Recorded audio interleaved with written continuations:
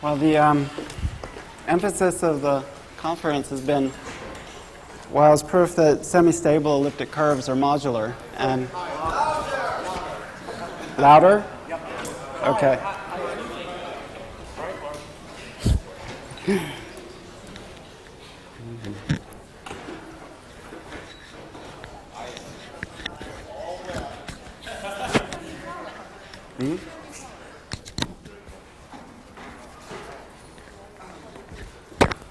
Is this better?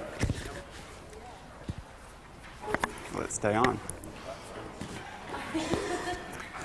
Okay. I guess I should repeat that the emphasis has been on the proof that semi-stable elliptic curves are modular. And what I'm going to discuss in the next hour are improvements on Wiles and Taylor-Wiles and their methods and results which give modularity of some non-semi-stable elliptic curves. Of course, you only need semi-stable elliptic curves for Fermat's last theorem using Ribot's result. And I'll try to explain what some of the difficulties are in treating non-semi-stable curves and what changes need to be made to the arguments. Let me start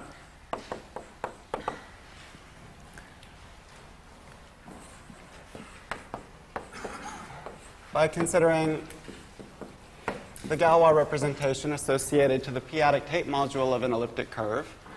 I'll denote rho EP, as everyone up to now has been. And if E is semi-stable,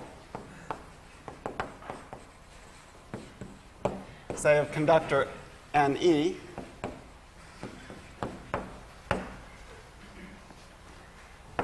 then we can say something about the ramification that occurs in this representation. We can say that rho E, well, in any case, we can say that rho EP is unramified at primes not dividing the conductor or P itself.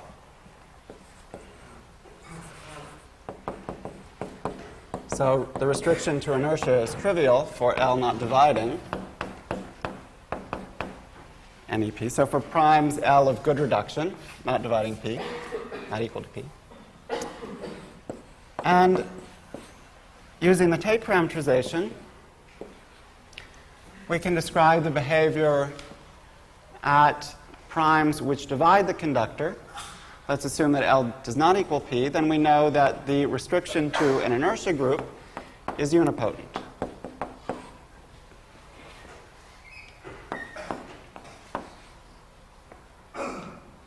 So L dividing the conductor,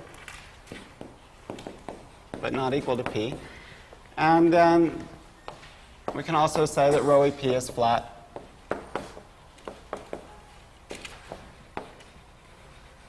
or Selmer flat if L, rather flat if P doesn't divide the conductor, and Selmer if it does.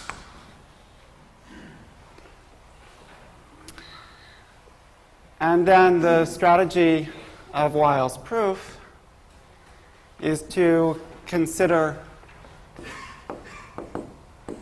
rho EP bar in a situation where you know that the representation on the P torsion comes from a modular form.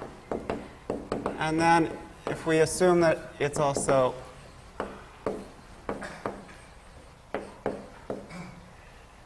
irreducible, then the work of Wiles and Taylor-Wiles gives you modularity of rho EP, which gives you modularity of the curve.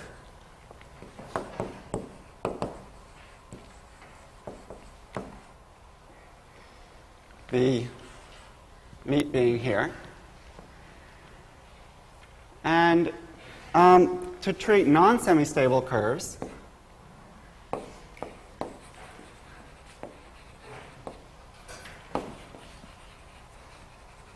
we need to consider more general types of ramification, more general p-adic and mod p representations.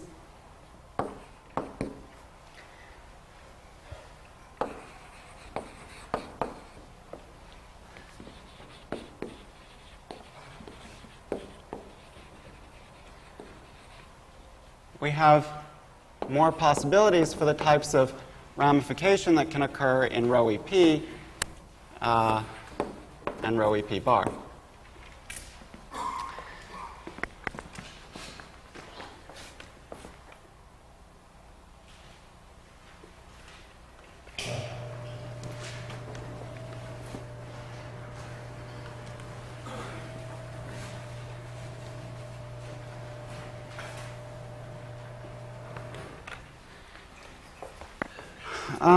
So let me start by fixing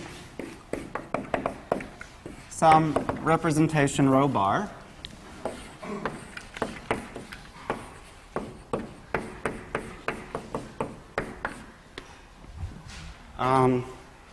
with finite image. We assume it's continuous and irreducible and modular.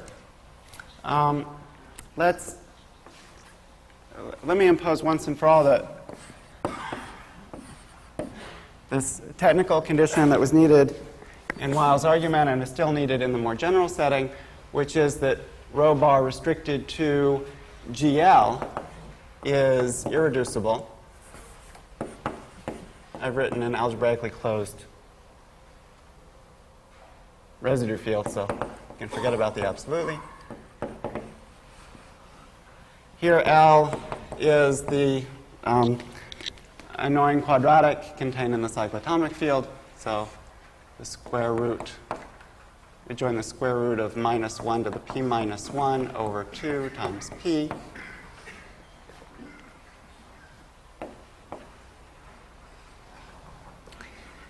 And we always need, or the state of the art still requires, a hypothesis on the restriction to a decomposition group at P. We continue to assume that rho bar is flat or Selmer.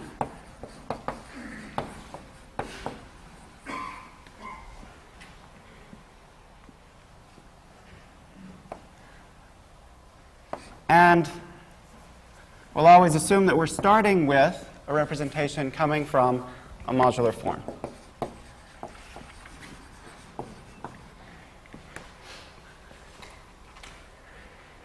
And we're going to consider liftings, consider deformations, rho, from GQ to GL2 of some ring of integers of a finite extension of ZP. And again, we have to assume that it's well behaved at P in the sense that it's flat or Selmer.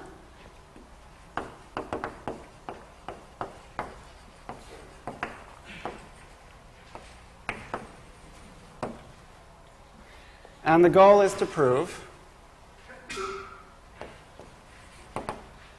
that rho is modular.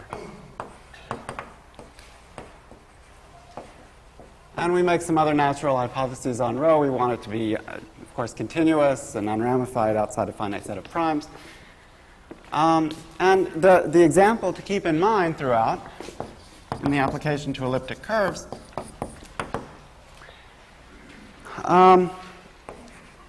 take an elliptic curve with semi-stable reduction at 3.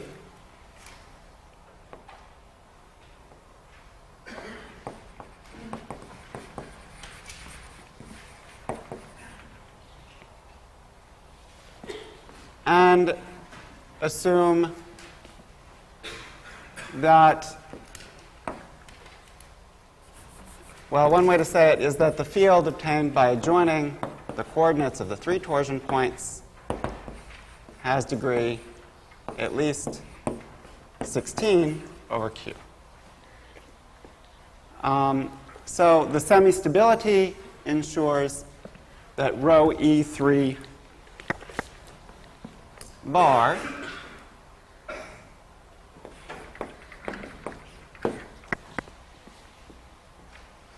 is flat or Selmer. The fact that we're working with an irreducible, this also forces irreducibility. The fact that we're working with an irreducible representation to GL2 of F3 implies that it's modular by Langland's tunnel.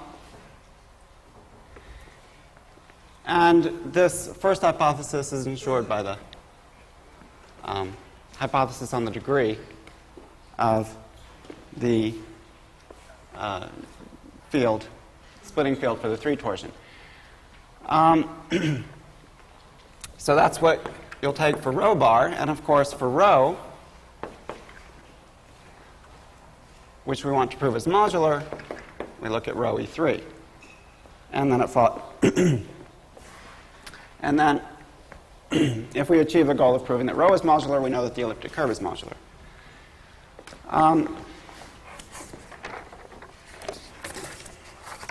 And the strategy is the same as in the semi-stable case.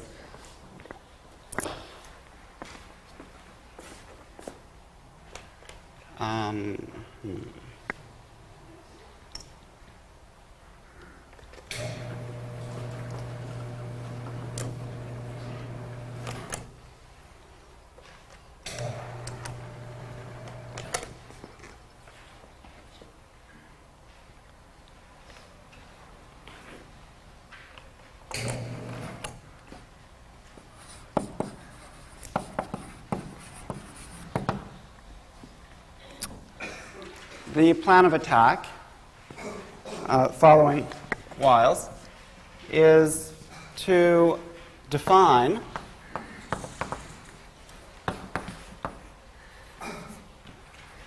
a certain universal deformation ring R sigma. And this is for each finite set of prime sigma.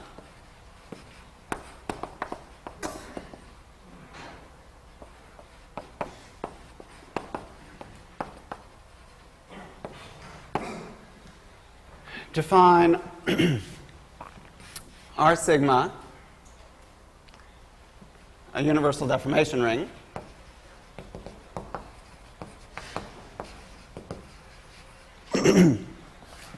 for deformations of rho bar, a certain Heck algebra T sigma,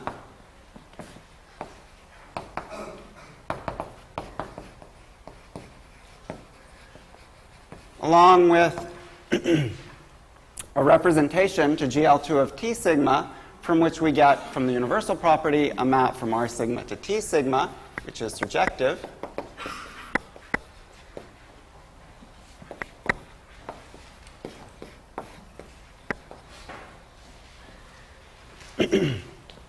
And then what we want to do is prove that phi sigma is an isomorphism, and we, again, a minimal case plays a special role, the case of sigma equal to the empty set.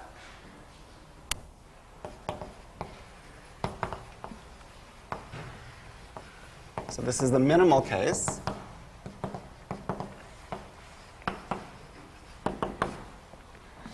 And deduce that phi sigma is also an isomorphism for each sigma.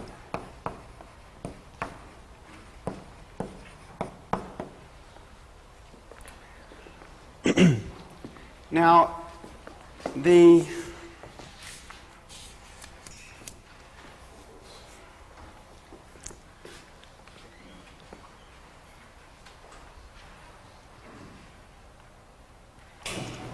try and leave this at the top.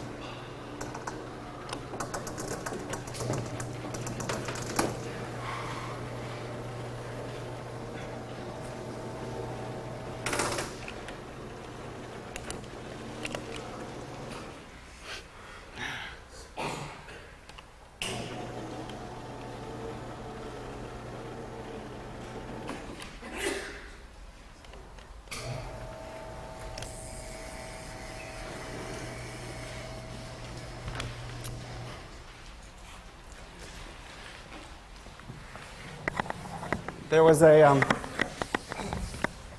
discussion the other evening about the meaning of the word classical. And someone suggested that any result proved by one's thesis advisor could be considered classical. So I'll refer to the semi-stable case as the classical setting.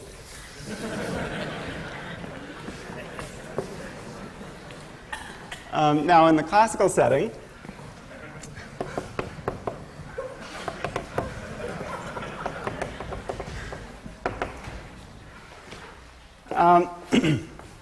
what do I mean by each of these?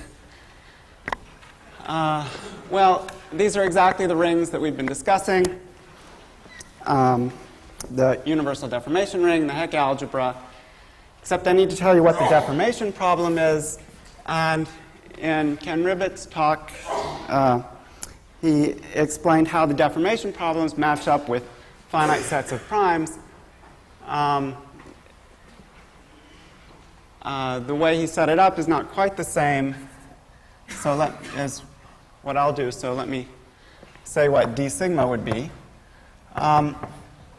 So it would correspond to taking the set of primes, so the possible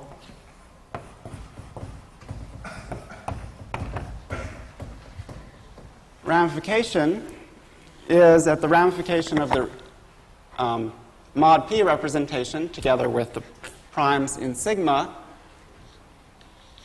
And we have some, I think this is the order, next the ring of coefficients O, and then a certain set of primes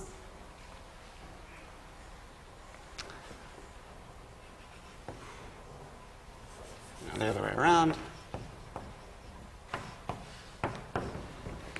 where we impose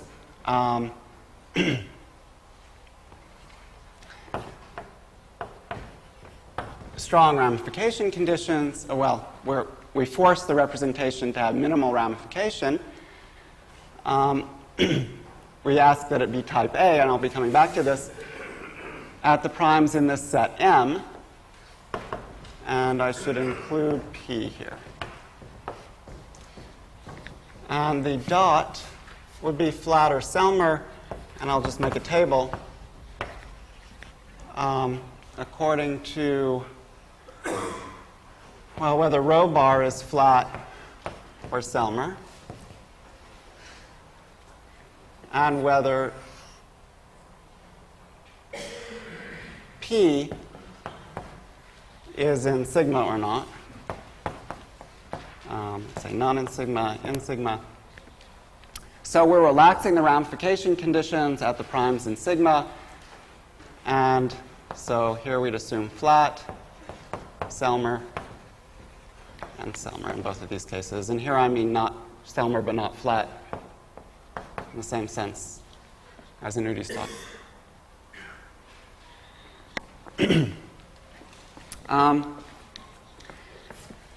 And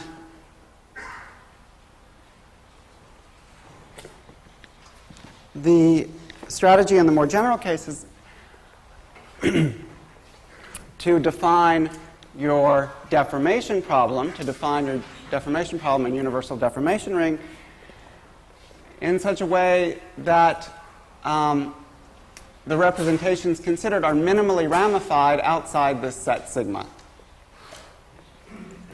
And I have to say what minimally ramified means, but first, so let me write some of that down. I'll define R sigma so that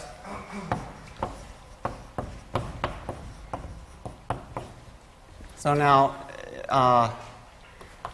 in the general case again, I'll define R sigma so that this representation is universal for deformations with the following property. For deformations rho satisfying well, a bunch of properties. I want to impose a condition on the determinant. The determinant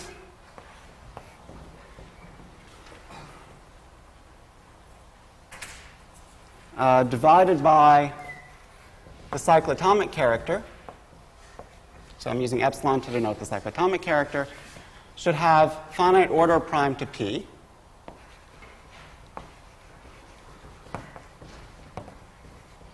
In other words, if it comes from a modular form, we want the character, modular form of weight 2, we want the character of the modular form to have order prime to p.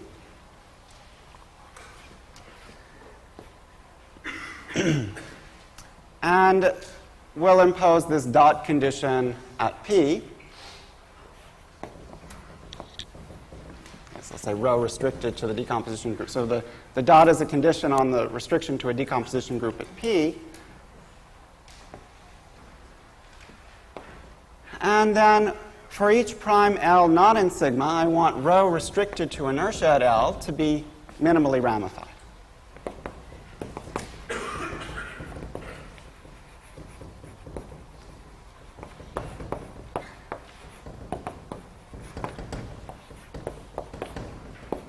At all L not in sigma union P.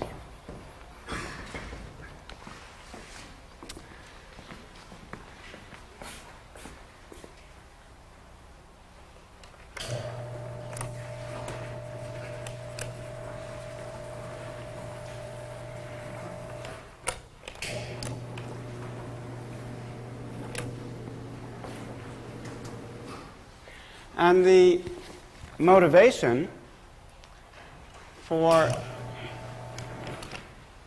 oh well, lost some of it. The motivation for these definitions will be to make the tangent space of this deformation ring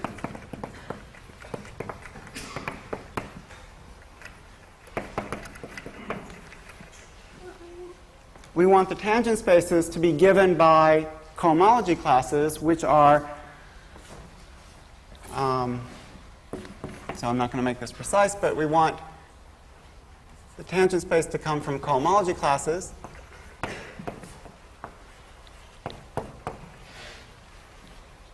which are unramified at L not in sigma union P, and which are flat or Selmer at P.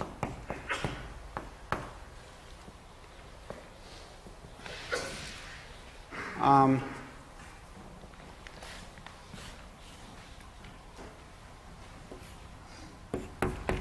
me write down, say, H1 sigma GQ, and coefficients in add 0, and I won't put anything here. If we mod out by the maximal ideal of O, if we mod out R sigma by the maximal ideal of O, then the tangent space would be given with a rho bar here. If we're talking about tangent spaces relative to some map from R sigma to O, then there's a corresponding divisible group here. But just to give an idea of where these definitions are coming from, and to say exactly what I mean by minimally ramified, let me give a convenient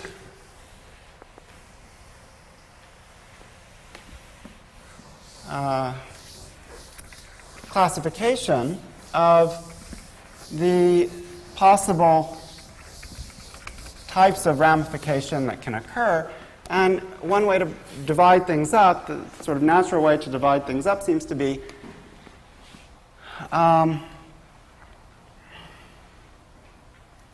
so these are going to be possibilities for rho bar restricted to a decomposition group at L.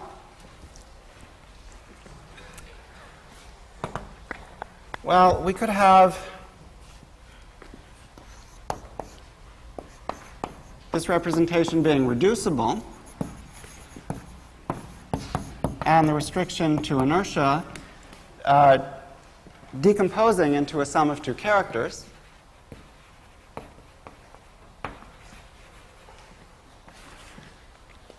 Possibly trivial. The representation could be, again, reducible.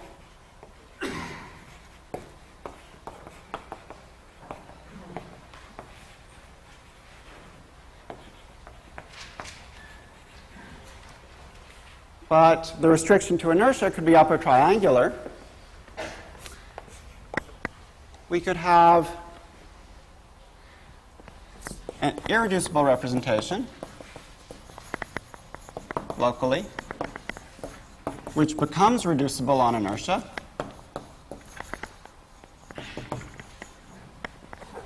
And we could have the restriction to inertia at L being irreducible.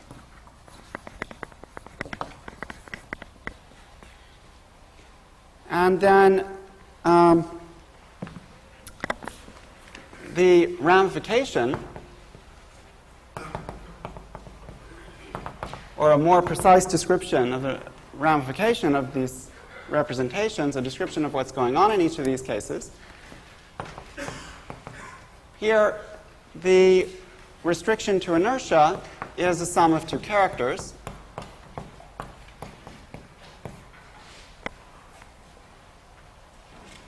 And these characters extend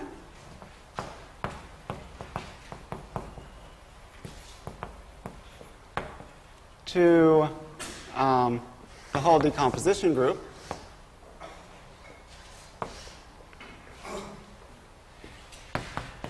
The second case is the one that we've been looking at coming from semi-stable elliptic curves, well, at least up to twist. So it's going to be some character times this upper triangular, this unipotent representation where this is non-trivial. And again, chi is going to extend to a character of the decomposition group. In this case, again, rho bar restricted to inertia is a sum of two characters.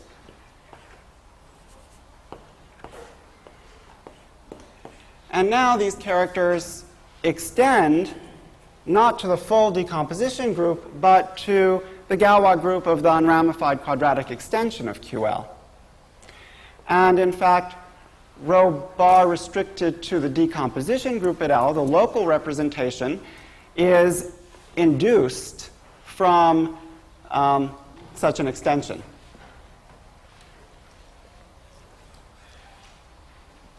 And these characters will necessarily be distinct. So in this case, rho bar restricted to DL is induced.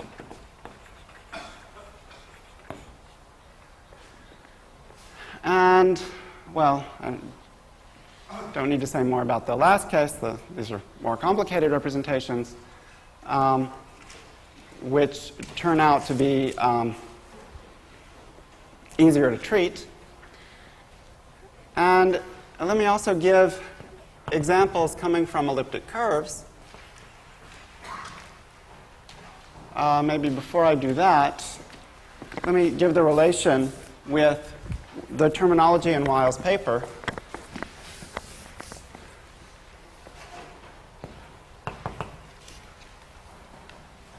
So let's say in Wiles,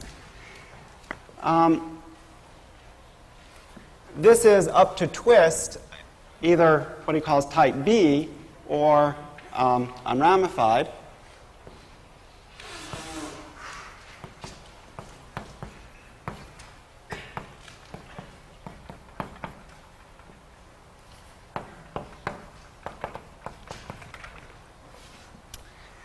The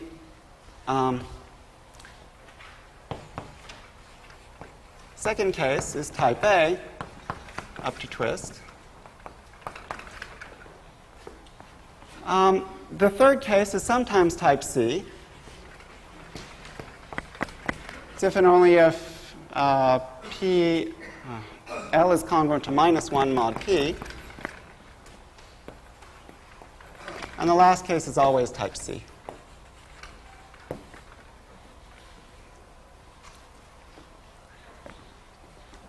So in fact, up to twisting, which doesn't pose a real problem, Wiles treats everything except for this third case when L is congruent to minus 1 mod P.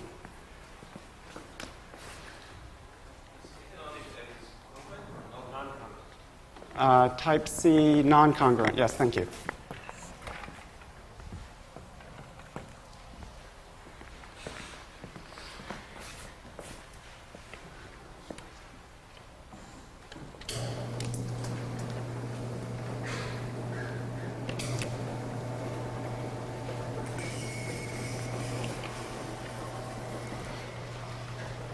And now,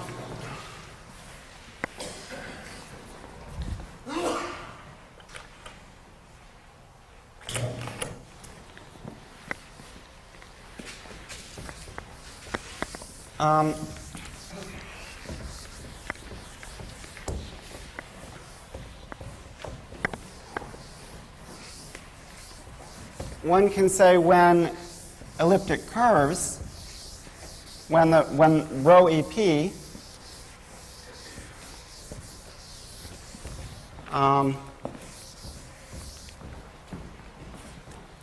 when rho EP bar, coming from an elliptic curve E, is in each of these categories. It's, in this context, it's been worked out by Ken Kramer. And I'll give examples, and also many cases are worked out by Lario and Rio. But they're working in the in Wiles setup.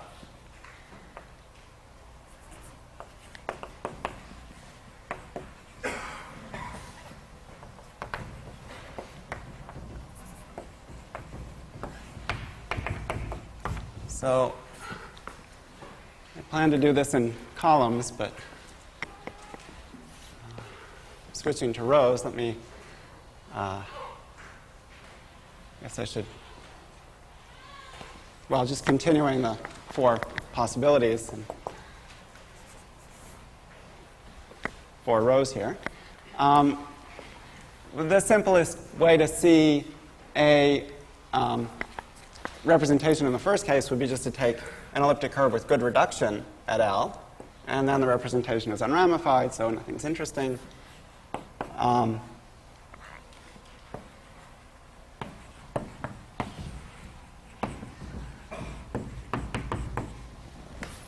The second case occurs when you take an elliptic curve with multiplicative reduction at P,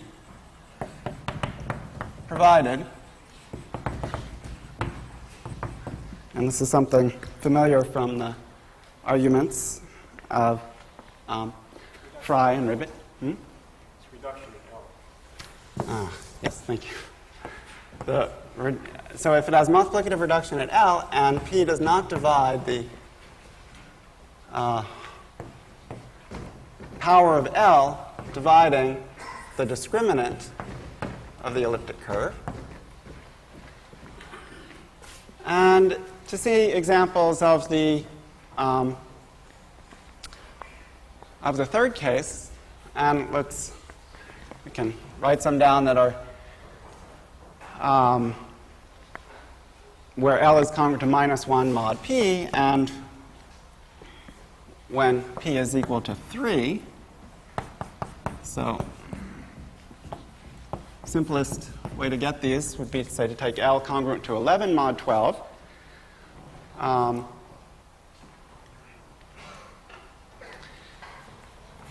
And additive reduction at L.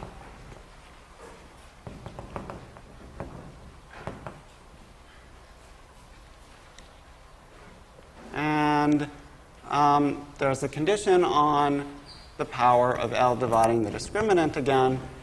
If, say, it's 3 or 9, then we have this type of behavior. So such an elliptic, so Wiles' arguments don't apply to such an elliptic curve, at least not directly. And an example of the last possibility, taking, say, p greater than or equal to 3, L equal to 2, and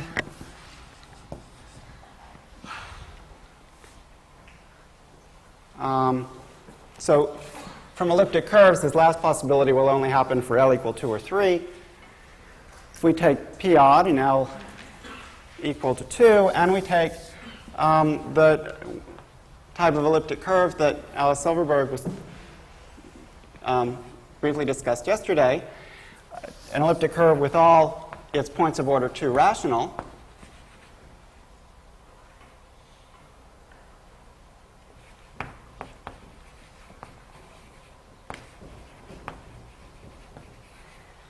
then one of two things can happen. Either it's a twist of a semi-stable elliptic curve, or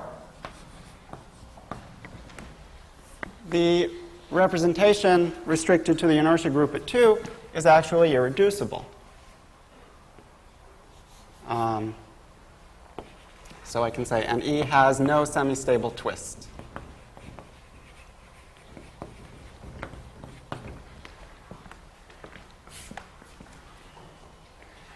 And in particular, Wiles'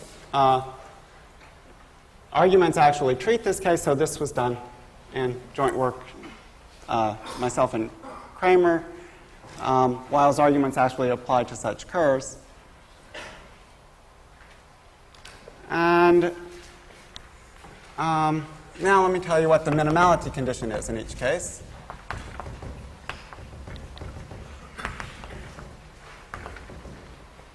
So the third and fourth columns are more as an aside. They're not part of the logical structure here. The minimality condition, what I mean by minimally ramified at L, is, in the first case, rho restricted to an inertia group at L, should be just coming from the Teichmuller lifts of these two characters.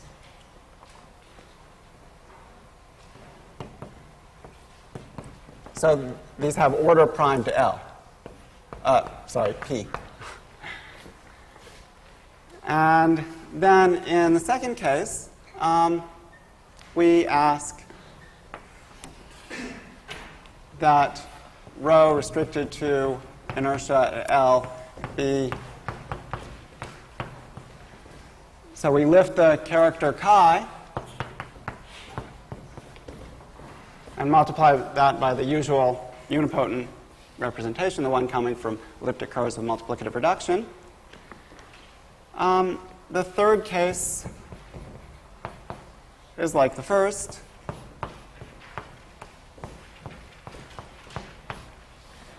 And the last case, all we need to do is force the determinant to be the Teichmuller lift of the determinant of the reduction.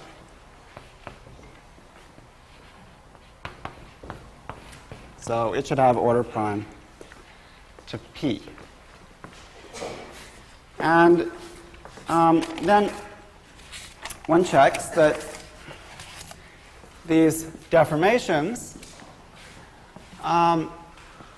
which I'll call type sigma, give you a representable deformation problem.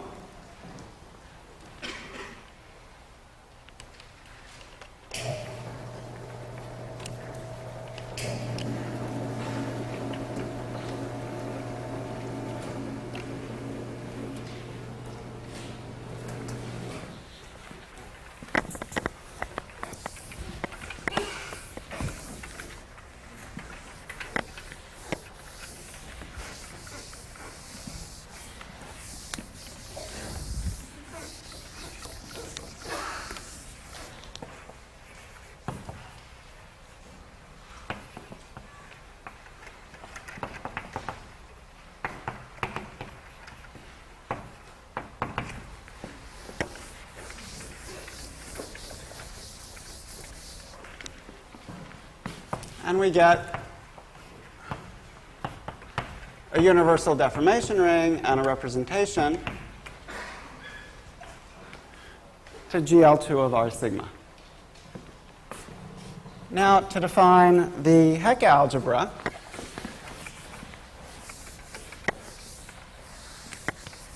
T sigma, we want to identify the modular forms which give rise to deformations of this type, which give rise to deformations of type sigma.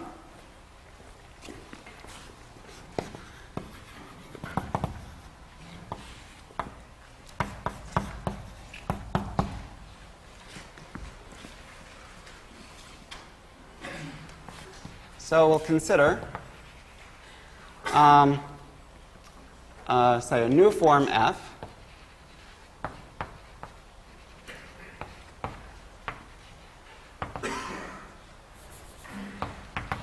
such that the Galois representation associated to F, just call it rho sub F,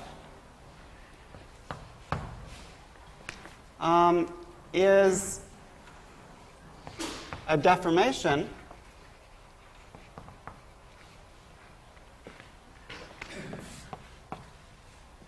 of rho bar of type sigma.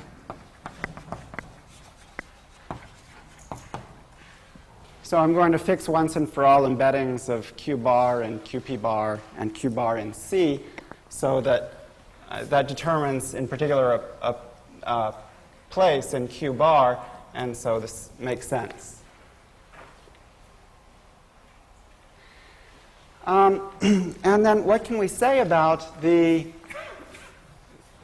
along the lines of what Ken was saying on Wednesday, what can we say about the level of this new form?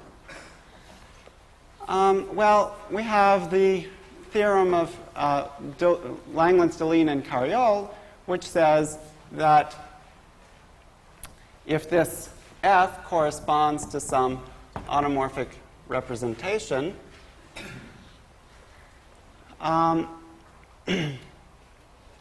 then for L not equal to P, rho F restricted to a decomposition group at L corresponds by the local Langlands correspondence to pi L, the factor of the automorphic representation. And the consequence of this, and some further work by Carriol, tells you that the power of L dividing the level of the new form, so say, I'll write n sub f for the level of f, is equal to that dividing the Artin conductor of the residual representation if L is non in sigma. In other words, if we're imposing this minimal ramification condition at such a prime L, if we relax the condition, Carriol determines how much the power of L in the conductor can increase.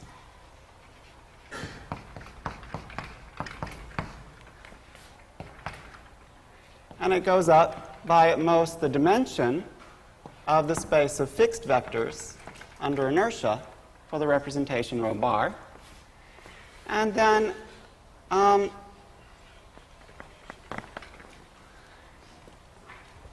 the power of P dividing the level, well, it's not clear that it is determined by this Flatter-Selmer condition, but one would guess that it's at most 0 or 1, according to whether we're in the flat or Selmer case. I'll use Ken's notation. But we're actually not interested so much in this direction as in the other direction. The converse, which tells you that given a modular form of some bounded level,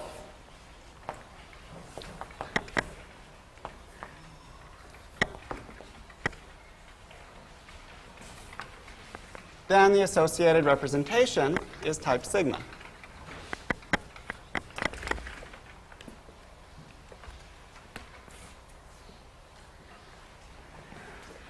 And, well, what should that level be?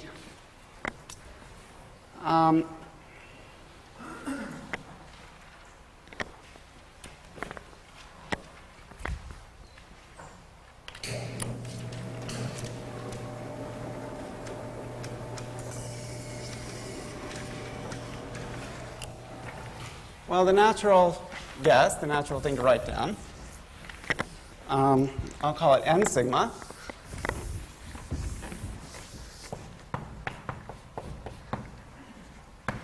Well, I take the appropriate power of p. I multiply by the conductor of the residual representation. And then I add these suitable powers of the primes in sigma. So the product over the primes L and sigma, we don't want to add more powers of p. The dimension of the space of fixed vectors.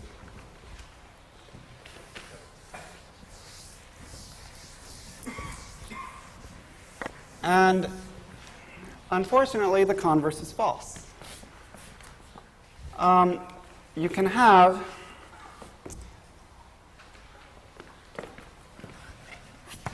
forms of level dividing n sigma. So let's consider, say, gamma h of n sigma.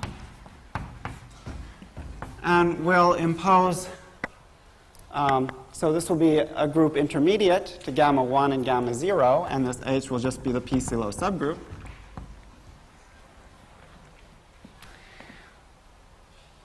It's possible to have forms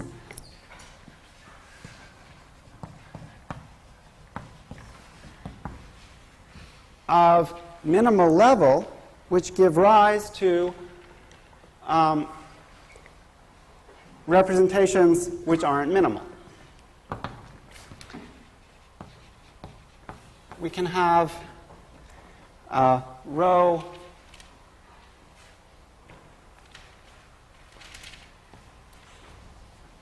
f, well, we can have f of level,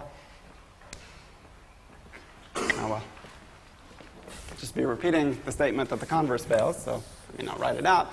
Let me tell you what the annoying case is,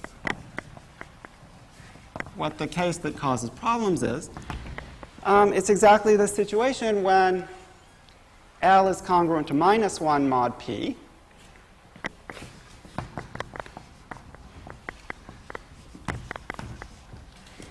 And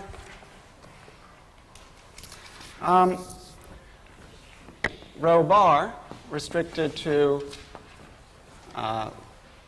inertia at L is of this type. We can have a lift that has the same conductor but has some L part, P, has some P part in the ramification. So rho f restricted to inertia at L can be psi, let's say C, psi prime C inverse. So it'll be induced from some character which does have ramification of p power order.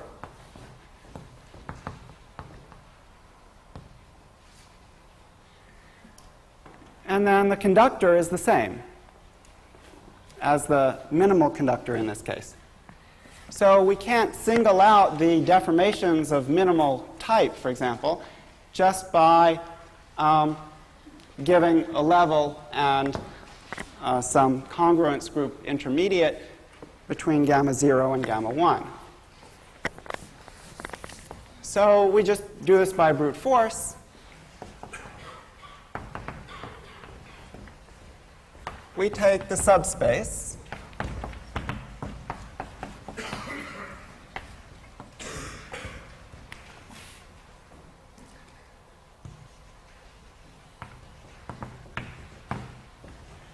generated by the F such that rho F is a deformation of type sigma.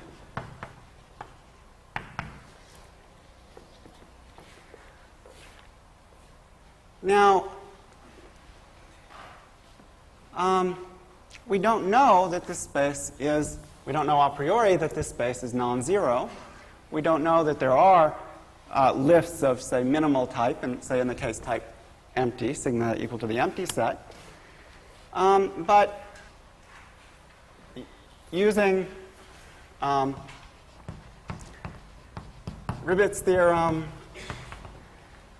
building on Mazur's principle, so this is some kind of generalization of the epsilon conjecture, and this annoying case treated in joint work with Richard Taylor.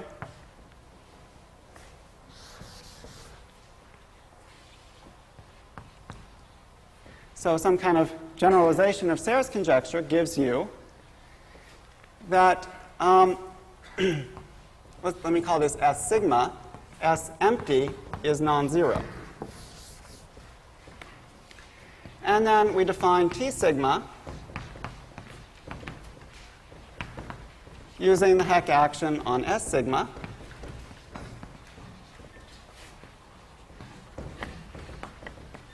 And then,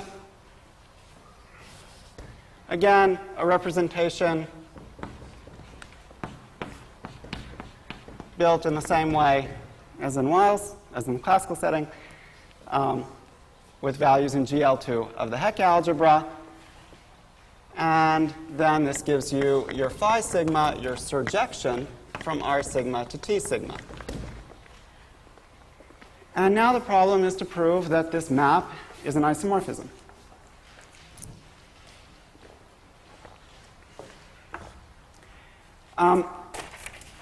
And again, there's an induction argument which reduces you to the case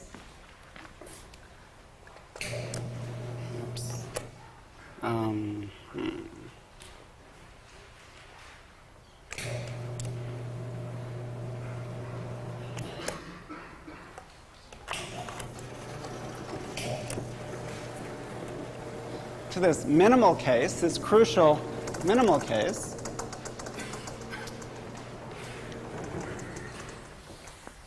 where you want to apply the method of Taylor and Wiles.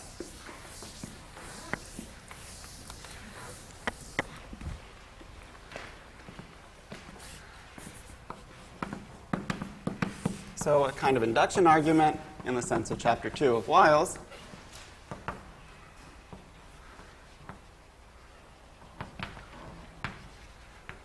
So this is what Ken was discussing yesterday.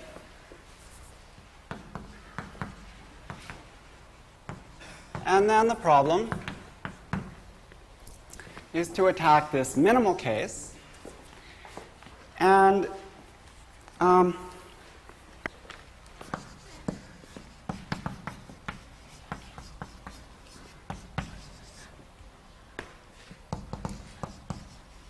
there's an obstacle. So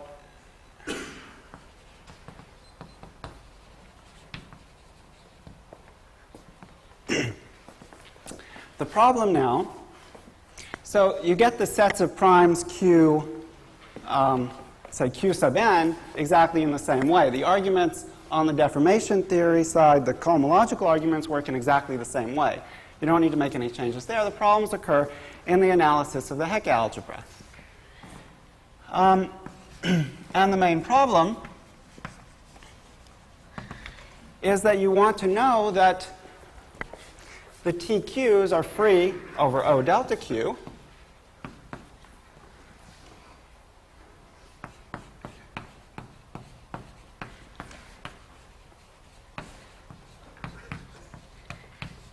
But what goes into this is a certain multiplicity 1 result.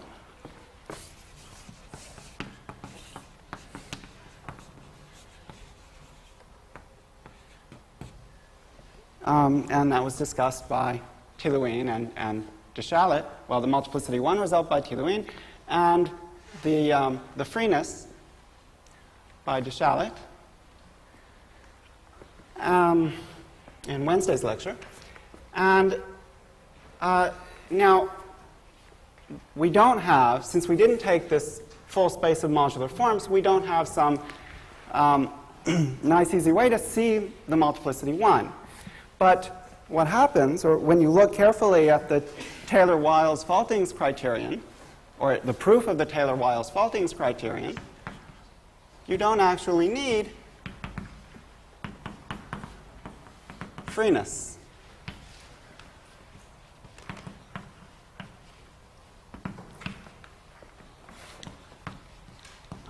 Or freedom.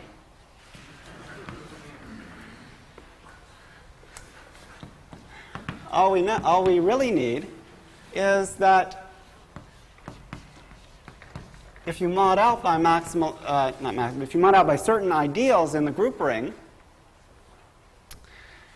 that should inject into TQ mod ITQ.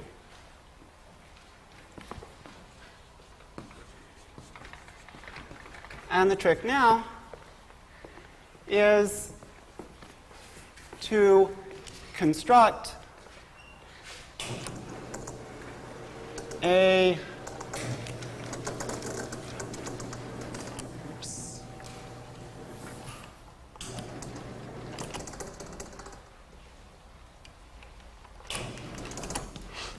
Is it all there?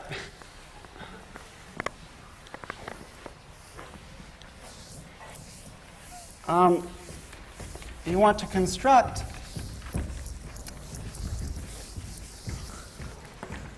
a module which is free over O delta Q, and I should have said first, say faithful. In fact, let me put it here, a faithful TQ module. And then that gives you this injectivity for all ideals I. And then you can proceed with the argument. It still requires some adjustments, some modifications, but it goes through. As for the construction of the module, again, you use cohomology. And the argument there is based on construction in joint work with Taylor.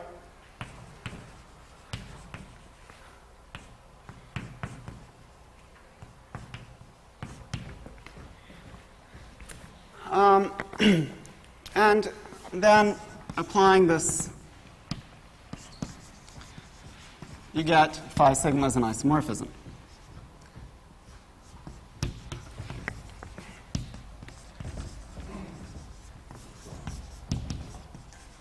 For all finite sets of prime sigma. Again, first in the minimal case, and then by an induction argument, which requires this additional case now, where you have these bad primes, these primes congruent to -1 mod p. You need to put those into the level. You need to allow those into sigma. And then the corollary. So just 2 more minutes. Corollary is that if you're given continuous irreducible representation to GL2O,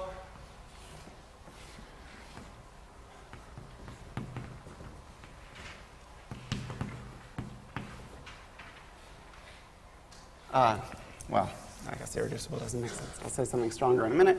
Continuous, unramified outside a finite set of primes, I guess that's what I should say.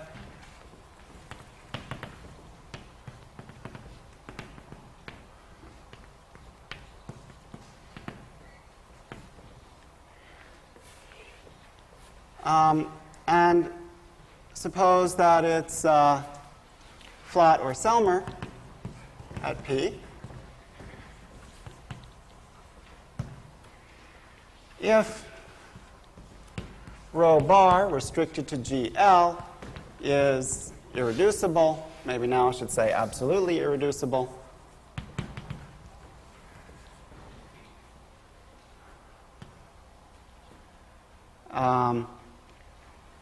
and rho bar is modular, then so is rho.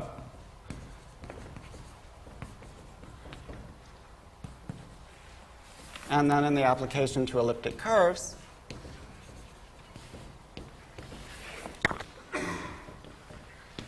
we get that if E is semi-stable at 3,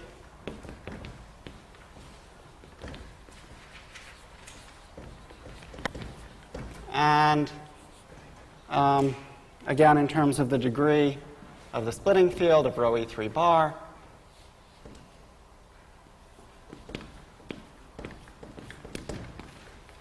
if this is at least 16, then E is modular.